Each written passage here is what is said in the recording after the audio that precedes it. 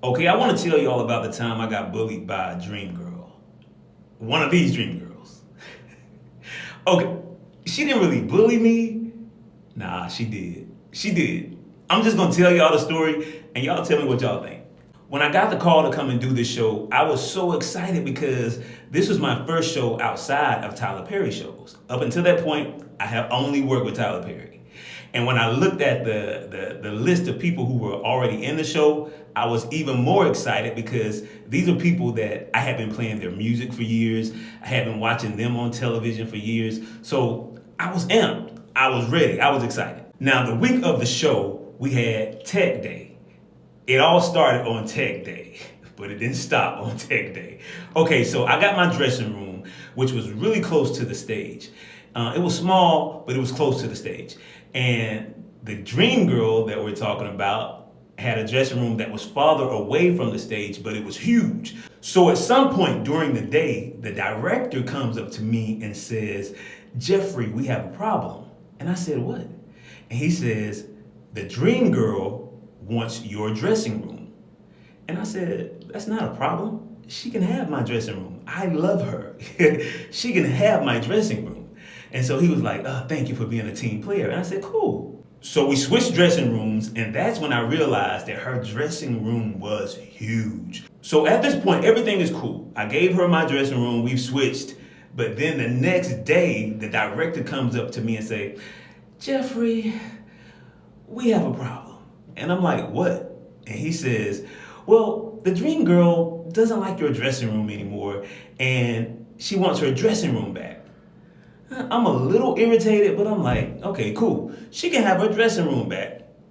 No problem. Now, here's where it starts to get interesting because the next day, the director comes up to me and he says, "Jeffrey," I said, "What? We got a problem?" I said, "Because if you're about to say something to me about this dressing room, yeah, we got a problem." So he says, "Well, the dream girl doesn't want your dressing room anymore, but she just wants your furniture."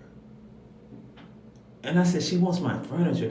"Yeah, she likes your furniture in your dressing room. So she wants to take the furniture out of your dressing room and put it in her dressing room." Absolutely not. Absolutely not. I said, "No, she can't have my furniture." I said, "This has been going on for 3 days now. I'm not giving her my furniture, tell her no." He says, "Well, we kind of got to keep her happy." I said, "Well, she won't be happy today. Not today." Now, at this point, I'm thinking everything is over because I've said no, and no means no. But not in this case. Because I'm on stage for about 45 minutes. I'm rehearsing my song, going over lines, all this different stuff. I get back to what was my dressing room, and my furniture is gone. Now, at this point, I'm headed over to her room because we gotta talk. Now, I ain't know if her people were gonna let me in the room or not, but we gotta talk because I'm pissed. Now, by the time I get to her room, her and her people have walked the other way, and they're on stage. She's on stage rehearsing now. So I open her door and I started moving my furniture out of her room like two men in a truck. I took my furniture out of her room, put it back in my room. I took the furniture that they left of hers in my dressing room, and I just left it in the hallway. I went in my room, I locked the door, and started playing music. After a while, I start getting knocks on the door. They calling my name. I didn't answer the door until I heard the director's voice. I opened the door. I told him, "Look, do what you gotta do. She's not getting this furniture back. This don't make no sense." So no, she did not get her furniture back, and no, I did not get fired. We eventually talked. So I think we're cool now. I think. But that's my story of when I got bullied by a dream girl.